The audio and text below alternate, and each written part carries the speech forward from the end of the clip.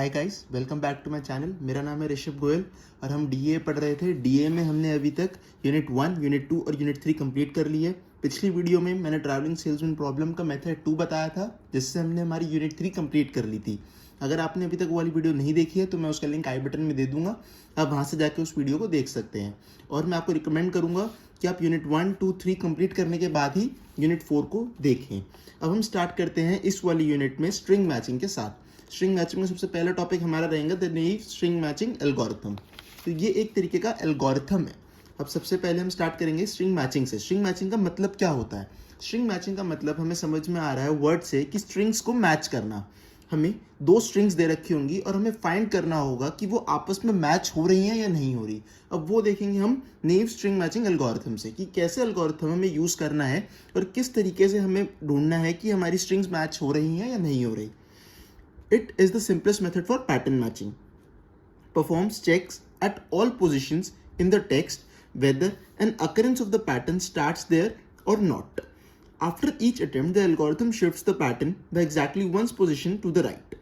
ये आपको लाइन्स है, ये तब समझ में आएगी जब मैं आपको एक तरीके से बताऊंगा कि किस तरीके से हमें मैचिंग परफॉर्म करनी होती है। इस एल्गोरिथम में हमें एक टेक्स्ट गिवन होता है। हम लेते हैं टेस्ट स्ट्रिंग। एक स्ट्रिंग हमें गिवन होती है, किसी भी तरीके की हो सकती है, वो ए बी सी डी ई, और एक हमें पैटर्न गिवन होता है। पैटर्न हमारा हो सकता है ए बी सी, वो भी कोई एक स्ट्रिंग हो सकती है। हमें दो स्ट्रिंग गिवन होगी, एक टेक्स्ट स्ट्रिंग और एक पैटर्न स्ट्रिंग। उस स्ट्रिंग में हमारे पास फाइनाइट नंबर ऑफ अल्फाबेट्स हो सकते हैं। मैंने यहाँ पर लिख रखा है हमारी दोनों तरीके की स्ट्रिंग्स में फाइनाइट नंबर ऑफ अल्फाबेट्स हो सकते हैं, और वो फाइनाइट अल्फाबेट्स कंटेन कर सकते हैं या तो 0, 1 या फिर A B C D till Z. Sigma का मतलब है कि उनका समेशन, मतलब इनके कॉम्बिनेशंस हमारे स्ट्रिंग्स में हो सकते हैं। अब हमें फाइंड करना होता है कि जो हमें पैटर्न स्ट्रिंग गिवन है, क्या वो वाली स्ट्रिंग हमारे टेस्ट स्ट्रिंग में कंटेंट है या नहीं है। जैसे हमने यहाँ पर ले रखा है, हमारी टेस्ट स्ट्रिंग की लेंथ है n और पैटर्न स्ट्रिंग की लेंथ है m। तो हमें हमेशा ये चेक करना होता है कि जो हमारी लेंथ ऑफ m है वो हमेशा n से छोटी हो। क्यों? क्योंकि अगर हमारा पैटर्न ही जो हमें टेस्ट करना है कि वो हमारे टेस्ट स्ट्रिंग में कंटेंट है या नहीं है, मतलब ये वाला पैटर्न हमारे इस वाले स्ट्रिंग में है या नहीं है, तो वो वाला पैटर्न हमेशा उस स्ट्रिंग की लेंथ से इक्वल या छोटा होना चाहिए। तो यहाँ पर मैं लिख देता हूँ the n must be greater than और इक्वल टू m। तभी तो हमारा जो पैटर्न है वो हमारे स्ट्रिंग के अंदर हो सकता है। अगर वो पैटर्न ही हमारा स्ट्रिंग से बड़ा हुआ तो वो कभी भी उस वाले स्ट्रिंग में नहीं हो सकता। तो ये थी कुछ कंडीशंस जो हमारी नई स्ट्रिंग मैचिंग एल्गोरिथम्स में होनी चाहिए। अब हम सबसे पहले देखते हैं it perform checks at all positions in the text. Text मतलब हमारी ये वाली string, whether an occurrence of the pattern starts there और नॉट। इसका मतलब हमें हर पोजीशन पे एक चेक परफॉर्म करना होता है, ये ढूंढते हुए कि जो हमारा पैटर्न है वो उसमें अवेलेबल है या नहीं है। आफ्टर ईच अटेम्प्ट मतलब हर अटेम्प्ट पे बाद हमें हमारे एल्गोरिथम को शिफ्ट करना है हमारे राइट वर्ड्स। मतलब हमने सबसे पहले एल्गोरिथम को इस पे यूज़ करा, फिर अगर हमें पैटर्न फाइंड नहीं हुआ तो हम उसको शिफ्ट करके नेक्स्ट एलिमेंट पे चले जाएंगे, exactly once position to the right. ये अब आपको तब समझ में आएगा जब मैं एक एग्जाम्पल लूंगा। तो हम सबसे पहले एक एग्जाम्पल लेते हैं। If P is a subset of T, अगर हमारा P है, जो हमारा पैटर्न P है, वो सबसेट निकला है T का, मतलब जो T में से सबसेट हो हमारा पैटर्न P, तो हम कहेंगे P is found in T। अगर हमारा जो पैटर्न P है वो T का ही सबसेट हुआ तो हमें हमेशा उस स्ट्रिंग में वो पैटर्न P मिलेगा। इसका मतलब वो हमेशा ही उसके अंदर मैच हो रहा होगा। ये जो पैटर्न हमने लिया है वो उसी स्ट्रिंग में से निकला होगा क्योंकि वो सबसेट है। तो हम कह सकते हैं P is found in T।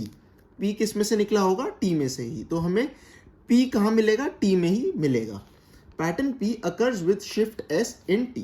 अब इस लाइन का क्या मतलब है ये भी आप एग्जाम्पल से समझेंगे। सबसे पहले हमने एक सपोज एग्जाम्पल लिया T मतलब हमारी क्या है? Test string.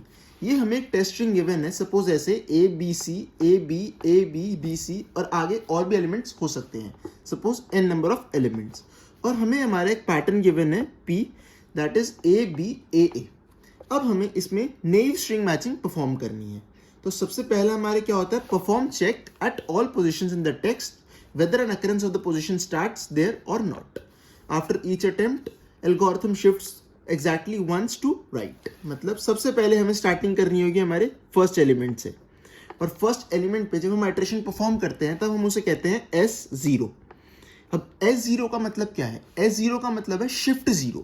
अभी हमने क्या कंसिडर करा है, हमारी शिफ्ट क्या है? 0। अब इस पॉइंट पे हमें हर एलिमेंट को चेक करना है कि वो हमारे पैटर्न के साथ मैच हो रहा है या नहीं। सबसे पहले हम देखते हैं A और हमारे first element of pattern that is A, तो वो दोनों मैच हो रहे हैं, तो इसका मतलब हम आगे चेक करते हैं हमारे और एलिमेंट्स कॉन्टिन्यूसली मैच हो रहे हैं या नहीं। अब A मैच हो गया तो हम नेक्स्ट एलिमेंट देखेंगे। टेस्ट स्ट्रिंग में हमारा B है और पैटर्न में भी हमारा नेक्स्ट एलिमेंट B है, ये भी मैच हो गया तो हम दोनों में आगे जाएंगे। अगला एलिमेंट हमारा C है टेस्ट स्ट्रिंग में और पैटर्न में A है, तो इसका मतलब यहाँ पर मैचिंग परफॉर्म नहीं हो पा रही है, ये दोनों एलिमेंट्स मैच नहीं हो रहे हैं, तो हमारा पैटर्न इसका सबसेट नहीं है। हमारा जो पैटर्न है वो T के अंदर हमें नहीं मिल पाया एट शिफ्ट 0। अभी हम ये कंक्लूड नहीं कर सकते कि हमारा पैटर्न इसके अंदर है या नहीं है, बट हम ये कह सकते हैं कि एट शिफ्ट 0 हमारा पैटर्न T में नहीं है। अब उसके बाद हमें हमारा आइट्रेशन को नेक्स्ट स्टेप पे लेके जाना होगा, मतलब हमें जो शिफ्ट है वो बढ़ाना होगा। अब हम शिफ्ट 1 पे जाएंगे, हमें शिफ्ट 0 पे हमारा पैटर्न नहीं मिला। अब हम नेक्स्ट स्टेप पे जाएंगे, ये हमारा नेक्स्ट स्टेप जिसने हमने लिया है स्टेप शिफ्ट 1। अब जब हमने शिफ्ट 1 लिया तब आप चेक करेंगे कि हमने सबसे पहला एलिमेंट लिया, एलिमेंट पैटर्न T का, सॉरी स्ट्रिंग T का और पैटर्न P का। सबसे पहला एलिमेंट अब इधर हमारा होगा B, A नहीं होगा। A क्यों नहीं होगा? क्योंकि अब हम शिफ्ट कर चुके हैं हमारे फर्स्ट एलिमेंट पे। हम इंडेक्सेस करते थे जैसे 0, 1, 2, 3, यहाँ पर शिफ्ट भी उसी तरीके से काम कर रहा है। अब हम हमारे इंडेक्स 1 पे जा चुके हैं, मतलब शिफ्ट 1 पे जा चुके हैं। अब हमें जो भी मैचिंग परफॉर्म करनी होगी वो शिफ्ट 1 से परफॉर्म करनी होगी। तो हमने सबसे पहला एलिमेंट जो लिया टेस्टिंग का वो अब हमारा होगा B, और पैटर्न तो हमें एज इट इज पूरा मैच करना है, तो उसका फर्स्ट एलिमेंट हमेशा रहेगा जो उसका ओरिजिनल फर्स्ट एलिमेंट है वही, तो वो है A। अब इधर आप देख सकते हैं हमारा पैटर्न स्टार्टिंग में ही मैच नहीं हो पाया, तो इसका मतलब पैटर्न P हमारा T का सबसेट नहीं है। हमारा पैटर्न P T में इंक्लूडेड नहीं है एट शिफ्ट 1। अब ऐसे ही नेक्स्ट स्टेप में हम कहाँ जाएंगे? शिफ्ट 2 पे। अब हमने शिफ्ट 2 लिया है, शिफ्ट 2 में अब हम सबसे पहला एलिमेंट T का लेंगे दैट इज C, और पैटर्न का लेंगे A। अभी भी हमारी मैचिंग नहीं हो पाई है, तो हम यहीं पर रुक जाएंगे और हम कह देंगे कि शिफ्ट 2 पे हमें पैटर्न मैच नहीं हुआ, हमारा जो स्ट्रिंग है और पैटर्न है वो मैच नहीं हो पाए। अब हम नेक्स्ट स्टेप पे जाएंगे दैट इज शिफ्ट 3। अब हम शिफ्ट 3 पे आए, मतलब यहाँ पर आए। अब हमने फिर से मैचिंग परफॉर्म करने की कोशिश करी, तो हमारा पहला एलिमेंट था वो मैच हो गया, A और A। अब हम नेक्स्ट एलिमेंट पे जाएंगे टेस्ट स्ट्रिंग के, वो है B, और हमने पैटर्न के नेक्स्ट एलिमेंट पे गए वो भी B, तो वो मैच हो गया। नेक्स्ट एलिमेंट अब हम गए वो है A, और इधर भी है A, तो ये भी मैच हो गया।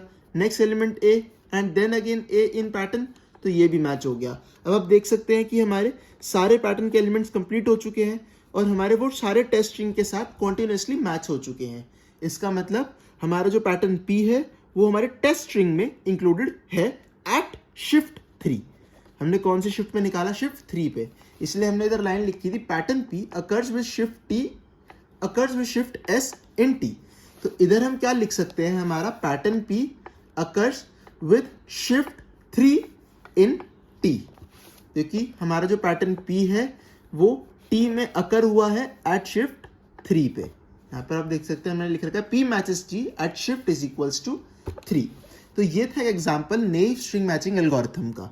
इस तरीके से हमें हमारी मैचिंग परफॉर्म करनी होती है। अब हम देखते हैं कि हम कितने शिफ्ट तक जा पाएंगे। अगर हम सपोज स्टार्टिंग करते हैं शिफ्ट 0 से, तो हम n नंबर ऑफ एलिमेंट तक जाने का कोई फायदा नहीं होता, उससे हमारी सिर्फ नंबर ऑफ आइट्रेशंस बढ़ती है और टाइम कॉम्प्लेक्सिटी बढ़ती है। अगर आप इसको सेंसिबली देखें तो उसमें आपको समझ में आएगा कि सपोज अगर हमारे पास एक n नंबर ऑफ एलिमेंट्स है, सपोज यहाँ पर हमारे पास n नंबर ऑफ एलिमेंट्स है और हमें हमारा m number of pattern elements को मैच करना है, ये हमारा m नंबर ऑफ पैटर्न्स है।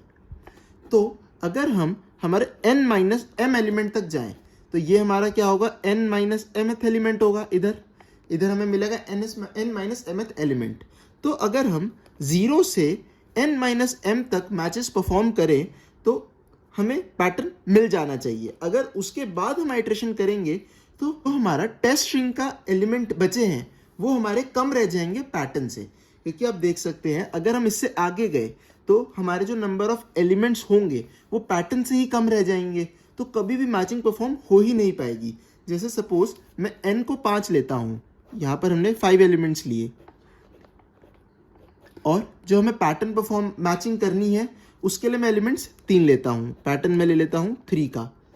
ये हमारा टेस्ट स्ट्रिंग है जिसका हमारे पास जो नंबर ऑफ एलिमेंट्स है वो है 5, और इधर हमारा मैं इसको ले लेता हूँ n इज इक्वल्स टू 5 और m इज इक्वल्स टू 3। तो हम कितनी शिफ्ट तक जाएंगे? हम शिफ्ट 0 से स्टार्ट कर सकते हैं, हमें होपफुली यहाँ पर 3 एलिमेंट मिल सकते हैं। हम शिफ्ट 1 पे जाएंगे तो भी हमें होपफुली 3 एलिमेंट लगातार मिल सकते हैं। शिफ्ट 2 पे भी हमें 3 एलिमेंट मिल सकते हैं। बट अगर हम जब शिफ्ट 4 पे गए तो जब हम शिफ्ट 3 पर गए तो आप यहाँ पर चेक कर सकते हैं हमारे पास एलिमेंट्स ही 2 बचे हैं, और पैटर्न में हमारे पास एलिमेंट्स कितने हैं? 3 हैं। तो इसका मतलब हम सिर्फ शिफ्ट 2 तक ही जा पाए, उससे आगे वाली शिफ्ट पे अगर हम मैचिंग परफॉर्म करना चाहें तो वो वेस्ट जाएगी, क्योंकि वहाँ पर हमारे पास एलिमेंट्स ही इतने नहीं बचे। तो ये वाला पॉइंट क्या है हमारा? शिफ्ट 2 तक का। और शिफ्ट 2 क्या है हमारी? n-m है। आप करके देख सकते हैं n 5 है और m 3 है, तो वैल्यू हमें क्या मिली? 2। इसका मतलब हम हमारी शिफ्ट की रेंज क्या लिख पाएंगे? 0 से n-m तक। हमारा शिफ्ट 0 से n-m तक ही जा पाएगा, उससे आगे जा सकते हैं बट वो वेस्ट ऑफ टाइम है, तो इसीलिए हमारी टाइम कॉम्प्लेक्सिटी इंक्रीज हो जाती है। तो बेस्ट टाइम कॉम्प्लेक्सिटी हमारी n-m तक ही हमें मिलेगी। तो इस तरीके से था नेइव स्ट्रिंग मैचिंग एल्गोरिथम। यहाँ पर आप देख सकते हैं मैंने लिखा है TS+1, मतलब किसी शिफ्ट से लेके किसी दूसरी शिफ्ट तक, मतलब शिफ्ट 0 से, जैसे यहाँ पर आप देख सकते हैं हमारी शिफ्ट 3 से लेके 4, 5, 6, शिफ्ट 6 तक हमने हमारा जो पैटर्न के एलिमेंट्स 1 से लेके m थे वो पूरे मैच कर लिए थे। तो इस वाले कंडीशन को हमें सेटिस्फाई करना होता है नेइव स्ट्रिंग मैचिंग में। और हम लिख सकते हैं TS+J is equals to P of J where J is between 1 to m। J की हमने क्या रेंज लिख दी? 1 से m तक। अब हम यहाँ पर देखते हैं naive string mature. Naive string mature का मतलब क्या है कि ये हमारी एक मशीन है जिसमें T नंबर ऑफ हमारे पास स्ट्रिंग्स है और P हमारे पास पैटर्न है। N is equals to T dot length. T dot length का मतलब क्या है? टेक्स्ट की लेंथ। और M is equals to P dot length. P dot length है मतलब पैटर्न की लेंथ। हमारा S जो है वो वेरी करेगा 0 से लेके n-1 तक। और अगर हमारा जो पैटर्न के सारे एलिमेंट्स है 1 से लेके m तक वो इक्वल हो जाते हैं हमारे जो टेस्ट स्ट्रिंग है उसके किसी शिफ्ट से लेके दूसरी शिफ्ट के पैटर्न के लगातार इक्वल हो जाते हैं, तो हम उस वाले पॉइंट को कह सकते हैं कि हमें हमारा पैटर्न मिल चुका है T में विद शिफ्ट S। अगर ये कंडीशन सेटिस्फाई हो जाती है तो इससे हमें पता लग जाता है जो हमारा पैटर्न P है वो टेस्ट स्ट्रिंग में सेटिस्फाई हो रहा है, या फिर हमें टेस्ट स्ट्रिंग में वो पैटर्न मिल रहा है। यहाँ पर हमने देखा है n-1+1 टाइम्स हमें लूप चलाना पड़ेगा, 0 से लेके n-1 तक, तो हमें 0 भी इंक्लूड करना होगा। तो इसलिए मैंने लिखा है n-1+ टाइम लूप्स वर्क, और हमारी टाइम कॉम्प्लेक्सिटी इसकी क्या होगी? 0 order of n-1 plus m whole times m क्यों? क्योंकि हमें पहले पैटर्न से लेके आखिरी पैटर्न तक के एलिमेंट को हमें मैच करना होगा। पहले हमने एक पैटर्न जब अगर हम शिफ्ट 0 पे हैं और तो हमने पहला एलिमेंट मैच करा, फिर दूसरा, फिर तीसरा, ऐसे हमें पैटर्न की जितनी लेंथ है उतने नंबर ऑफ एलिमेंट्स हमें मैच करने होंगे। तो इसीलिए हमारा जो टाइम कॉम्प्लेक्सिटी होगा वो है n-m+1 into m। m is multiplied as loop works m times. मैंने यहाँ पर सबकी लिख रखी है कि क्या क्या हमने यूज़ करा है और कैसे यूज़ करा है। अब हमने एक और एग्जांपल लिया है जिसमें हमें टी स्ट्रिंग को 0 और 1 की फॉर्मेट्स में गिवन है और पैटर्न भी हमें सेम उसी फॉर्मेट में गिवन है।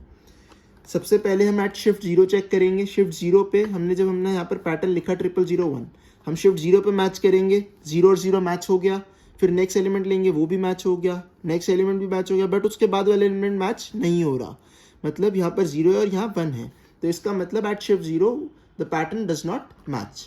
अब हम शिफ्ट 1 लेंगे। शिफ्ट 1 का मतलब है हम यहाँ से स्टार्ट करेंगे। हमारा पहला एलिमेंट मैच हो गया है, फिर हमारा दूसरा एलिमेंट भी मैच हो गया, तीसरा एलिमेंट भी मैच हो गया, चौथा एलिमेंट भी मैच हो गया। तो इसका मतलब हमारी जो स्ट्रिंग है वो, हमारा जो पैटर्न है वो हमारी स्ट्रिंग के साथ मैच हो चुका है एट शिफ्ट 1। ऐसे ही अगर हम और आइट्रेशंस परफॉर्म करेंगे तो हमें पता चलेगा कि हमारे शिफ्ट 5 पे, जैसे अगर हमने यहाँ पर शिफ्ट 5 ली है थी 0 1 2 3 4 5, अगर हम शिफ्ट 5 पे लें तो भी हमारा जो पैटर्न है वो हमें मैच हो रहा है हमारे टेस्ट स्ट्रिंग से, हमें पैटर्न हमारे टेस्ट स्ट्रिंग में फिर मिल रहा है। ऐसे ही एट शिफ्ट 11 पे भी हमें फिर हमारा पैटर्न मिल जाएगा। तो ऐसे ही हमारे पास मल्टीपल टाइम्स या फिर मल्टीपल शिफ्ट पे हमें हमारा पैटर्न मिल रहा है। तो हम लिख सकते हैं pattern found in T which shift S is equal to 1 5 11। तो ये था हमारा नेव स्ट्रिंग मैचिंग एल्गोरिथम। इस तरीके से हमें स्ट्रिंग मैचिंग परफॉर्म करनी थी। होपफुली आपको वीडियो हमारी पसंद आई होगी। अगर आपको कोई भी डाउट हो आप तब कमेंट सेक्शन में आप पूछ सकते हैं, मैं वहाँ पर जाके उसको सॉल्व कर दूंगा। अब नेक्स्ट वीडियो में हम देखेंगे हमारा रेबिनकाप एल्गोरिथम, जो कि नेक्स्ट स्टेप होगा स्ट्रिंग मैचिंग एल्गोरिथम का।